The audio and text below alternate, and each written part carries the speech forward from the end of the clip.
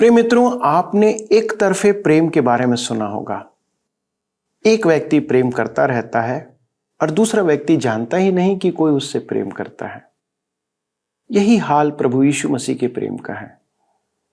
ये संसार के लोग नहीं जानते कि प्रभु यीशु उनसे प्रेम करता है और उस प्रेम के खातिर उसने अर्थात प्रभु यीशु मसीह ने सारे संसार के लोगों के लिए अपना प्राण दे दिया। दोस्तों, ये बहुत बड़ी विडंबना है कि क्यों उसने आपके लिए अपना प्राण दिया, क्यों वो आपसे प्रेम करता है। क्या आप जानना चाहते हैं कि वो क्यों आपसे प्रेम करता है? सभी से प्रेम करता है। आइए उस प्रेम का कारण, उसकी गहराई और उसकी वास्तविकता जानने के लिए मेरे साथ इस अध्ययन में शामिल हो जाइए।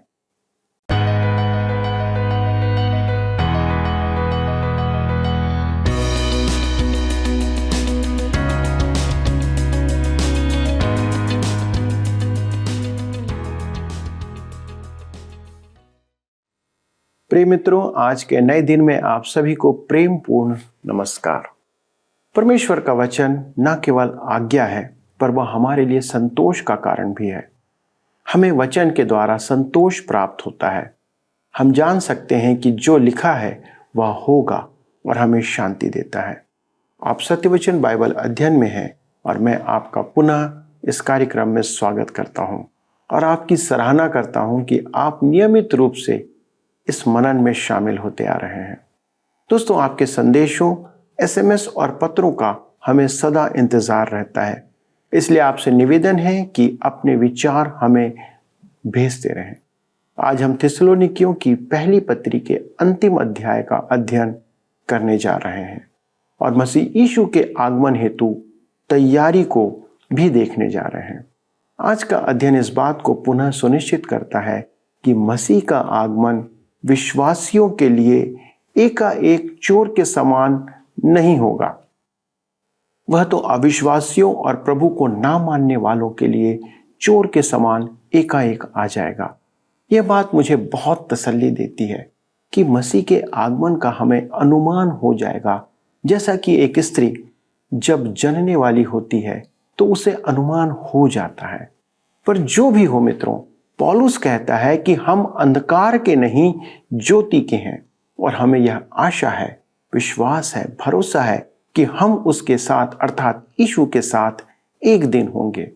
इसलिए नहीं कि हम बहुत अच्छे हैं, बहुत भले हैं, बहुत पवित्र हैं, पर इसलिए कि यह परमेश्वर ने कहा है और यह उसके वचन में लिखा है और इसलिए यह एक दिन उन लोगों के लिए जो उस पर विश्वास करते हैं उनके लिए पूरा होगा। तो चलिए मित्रों, अपने अध्ययन में आगे बढ़ते हैं और परमेश्वर के वचन से इन बातों को सीखते हैं। मित्रों, आइए आज हम अपने अध्ययन में आगे बढ़ते हुए पहला थिस्सलुनीकियों की पत्री 5 अध्याय उसके 4 पद से अध्ययन को आरंभ करें। यहाँ पर 4 और 5 पद में इस प्रकार से लिखा है, पर हे भाइयों, तुम तो अंधकार में नहीं हो कि वह दिन तुम पर चोर के समान आ पड़े, क्योंकि तुम सब ज्योति की संतान और दिन की संतान हो। हम न रात के हैं न अंधकार के हैं। मेरे प्रियो, कलीसिया के उठाए जाने के समय 2 घटनाएं घटेंगी। पहला, अनुग्रह के इस युग का अंत हो जाएगा। आज परमेश्वर अपने नाम के निमित्त मनुष्यों को बुला रहा है और अनेक पुत्रों को महिमा में घर बुला रहा है। दूसरा, कलीसिया का उठाया जाना प्रभु के दिन का आरंभ करेगा।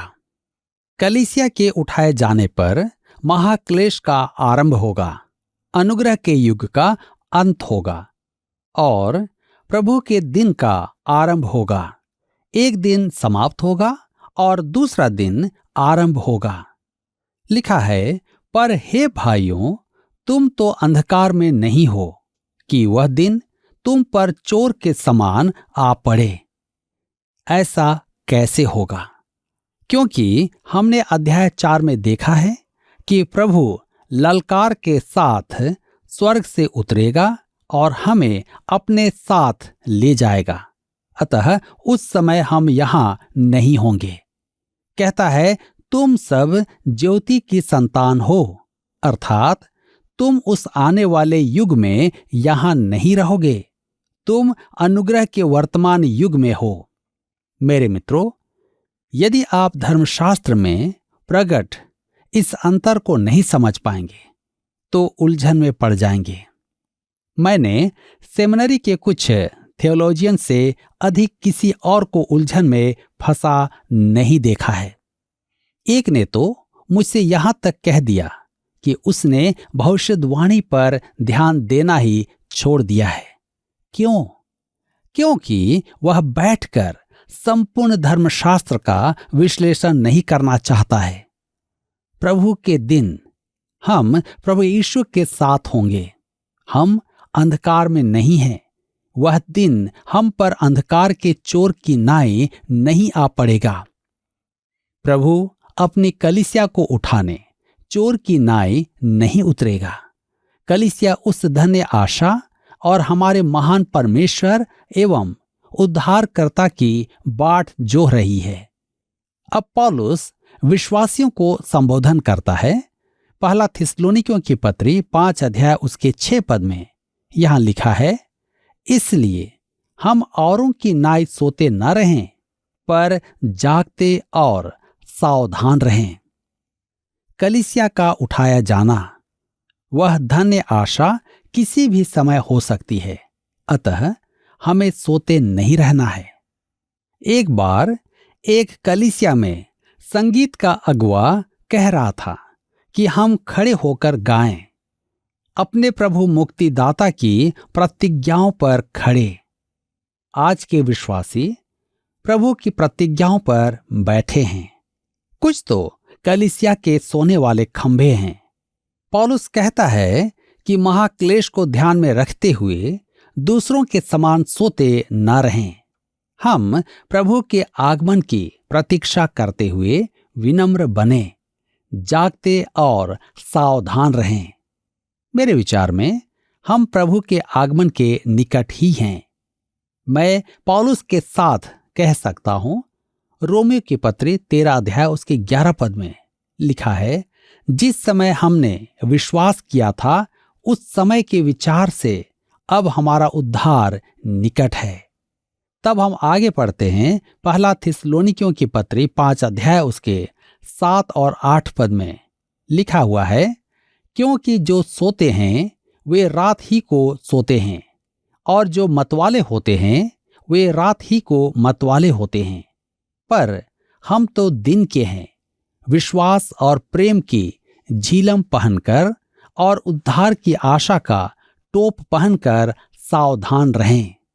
यहां वह फिर कहता है सावधान रहें, अर्थात हमें करना है। विश्वास और प्रेम की झिलम पहनकर और उद्धार की आशा का टोप पहनकर सावधान रहें। यहां एक सैनिक का वर्णन है जो सतर्क रहता है।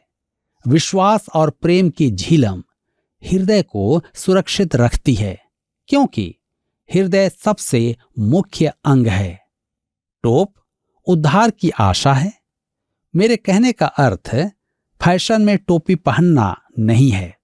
यह हेलमेट है, उद्धार की आशा का हेलमेट प्रत्येक विश्वासी को पहनना है।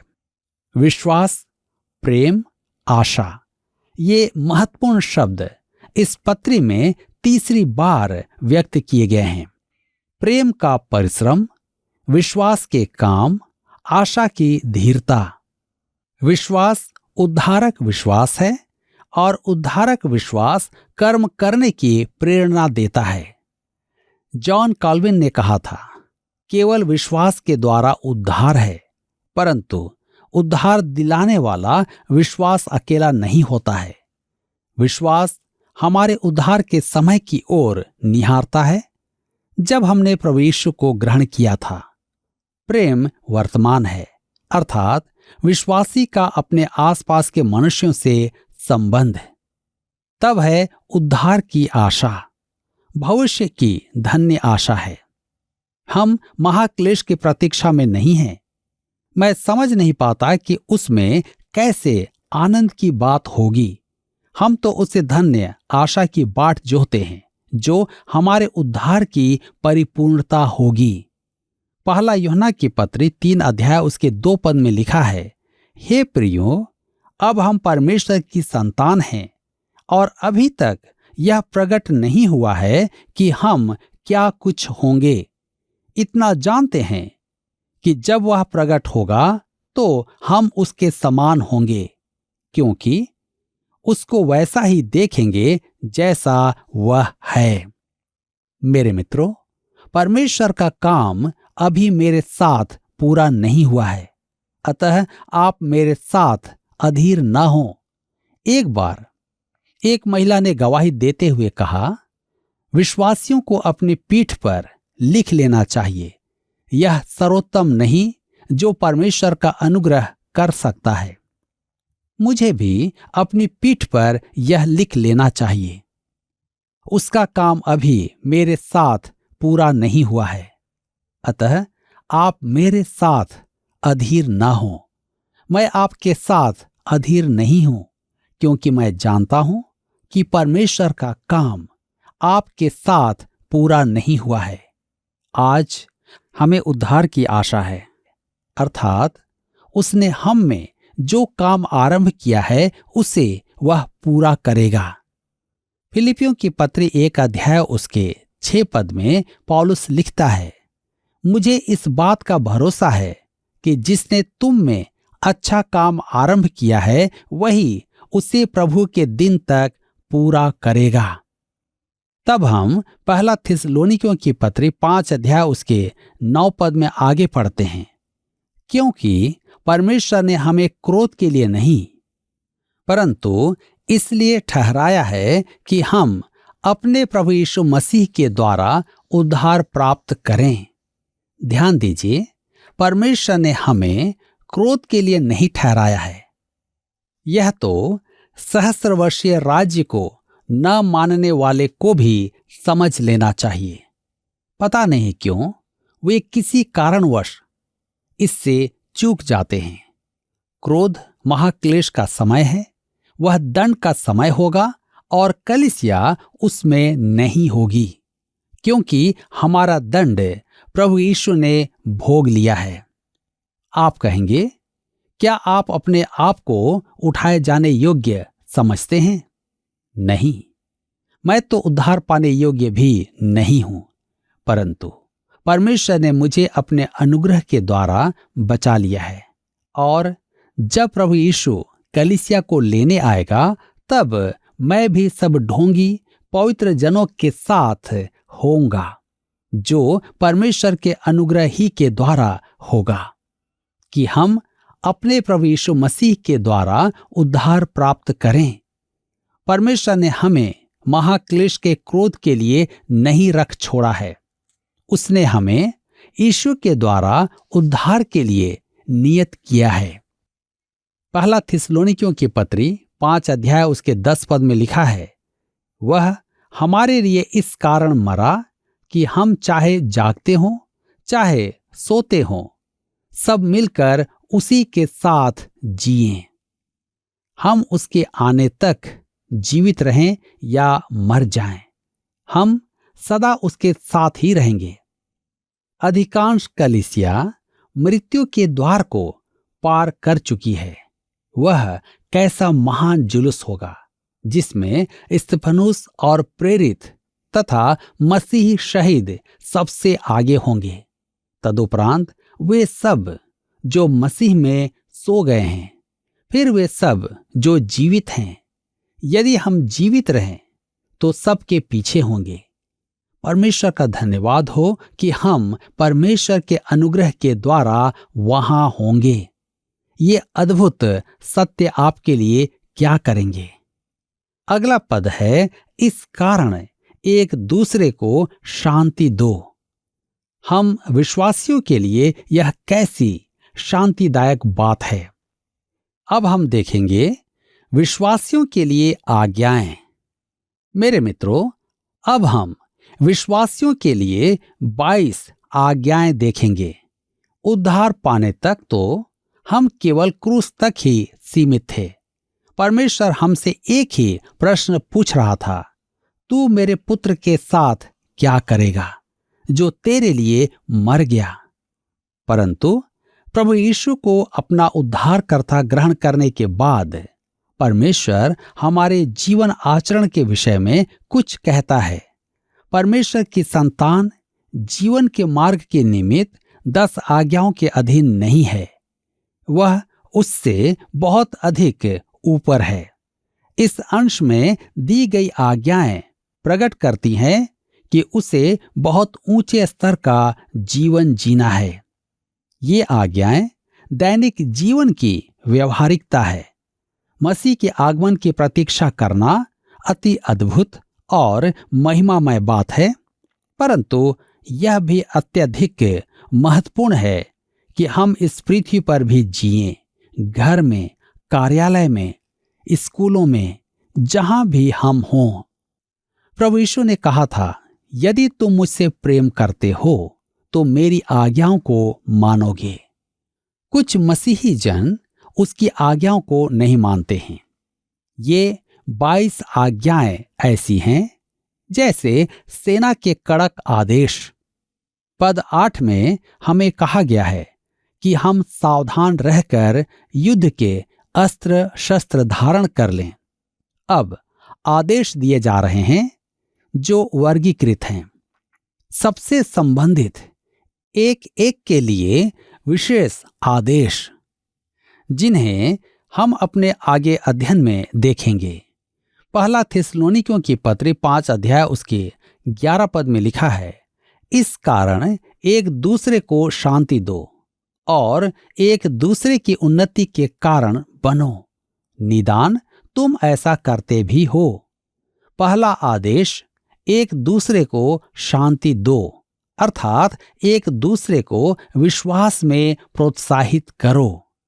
दूसरा आदेश एक दूसरे की उन्नति का कारण बनो।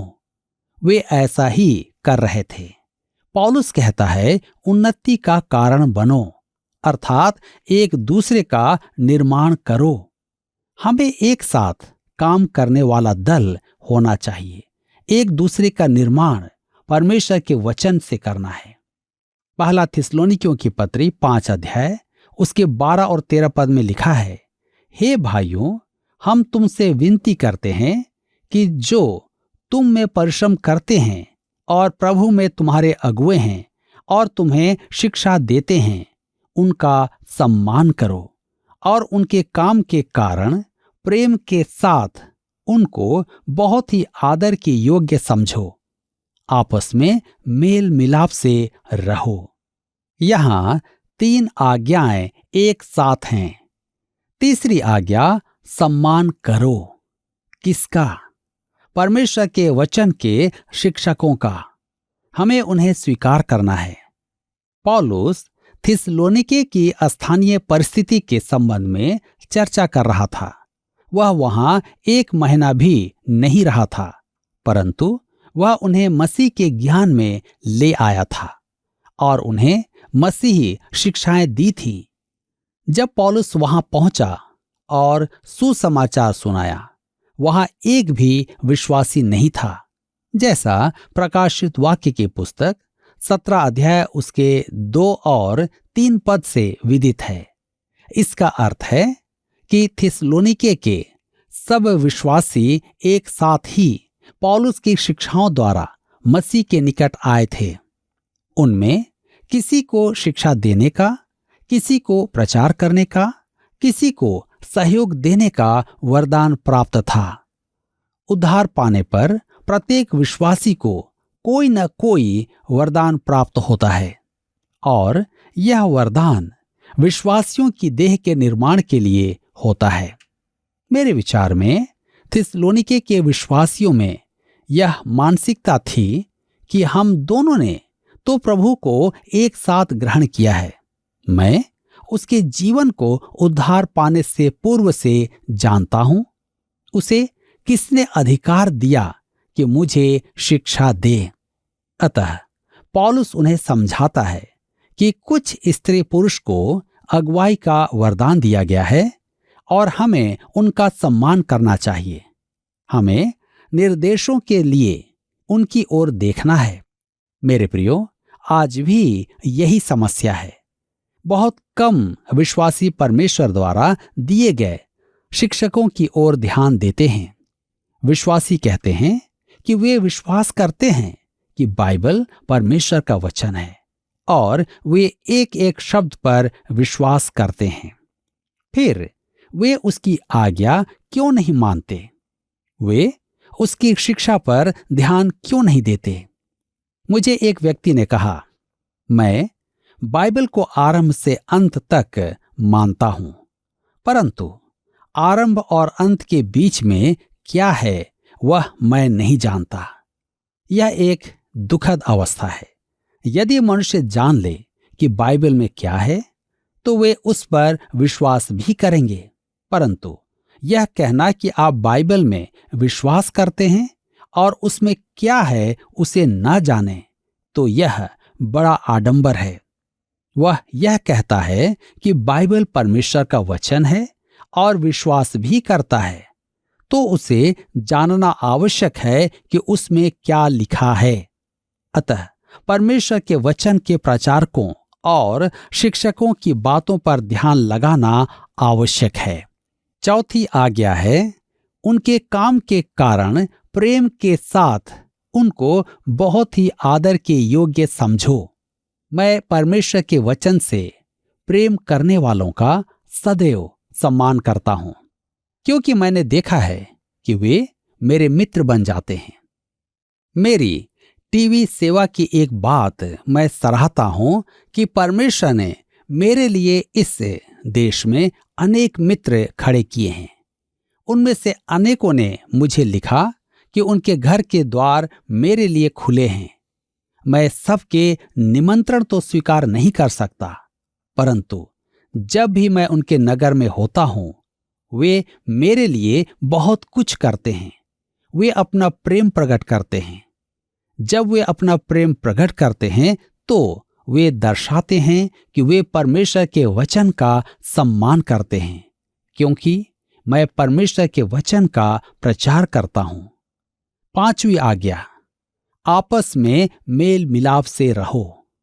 यह सब एक साथ है। आप सब कलीसिया का प्रबंध एक साथ नहीं कर सकते।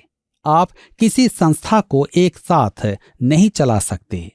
किसी एक को अधिकार का पद संभालना होगा। मेरे विचार में आज कलीसिया की एक घोर समस्या है। सब मिलकर खिचड़ी पकाते हैं। एक को अगवा होना चाहिए और अन्यों को अनुयायी। इस प्रकार आपस में मेल मिलाप बना रहेगा। यदि सब अपनी अपनी राग आलापेंगे तो मेल मिलाप और शांति की अपेक्षा अन्य सब कुछ होगा। क्या आप नहीं चाहते कि इन आज्ञाओं का हम सब मिलकर पालन करें? क्या आप इन आज्ञाओं का पालन करते हैं? यदि नहीं तो आज हम सब के पास समय है कि हम इन आज्ञाओं का पालन करें। परमेश्वर आप सबको इस वचन के द्वारा आशीष दे।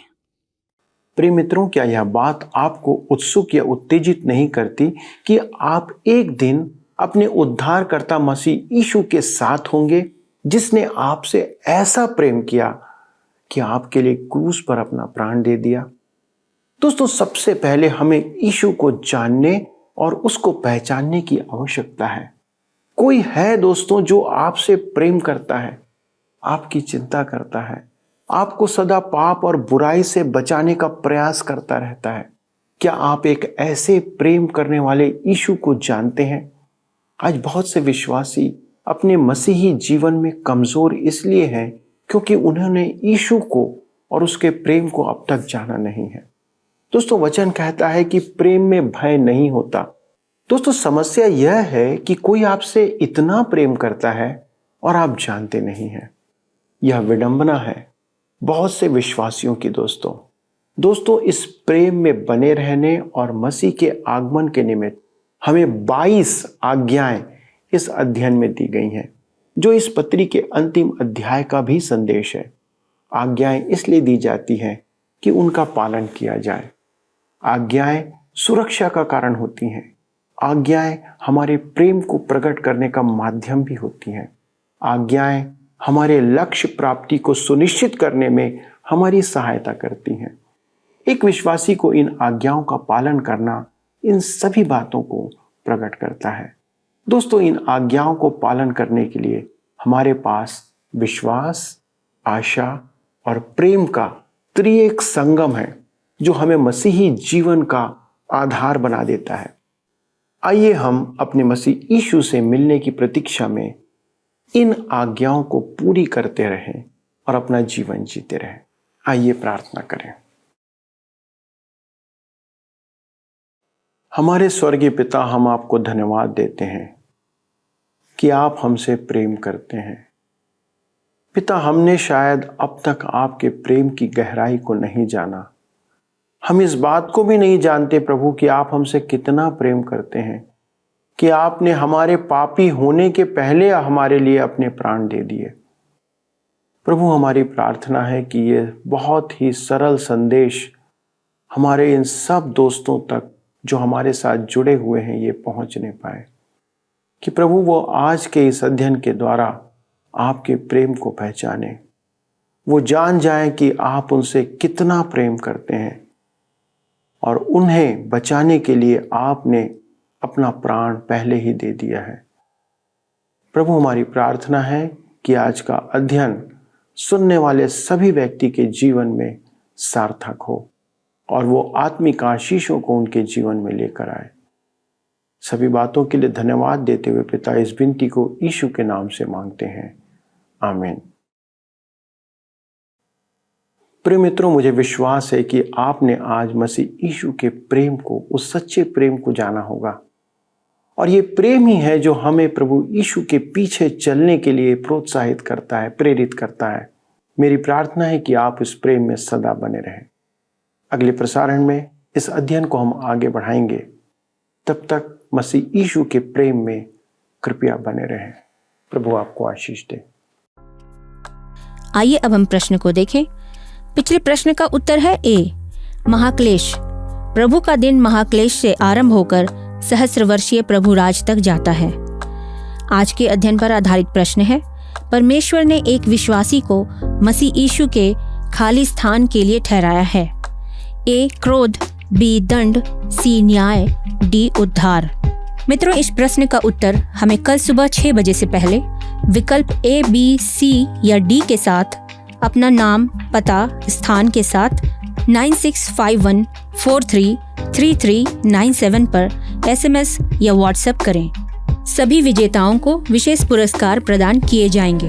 धन्यवाद। क्या आपको यह कार्यक्रम पसंद आया? अभी हमें एक मिस कॉल करें और आप अगले विजेता हो सकते हैं।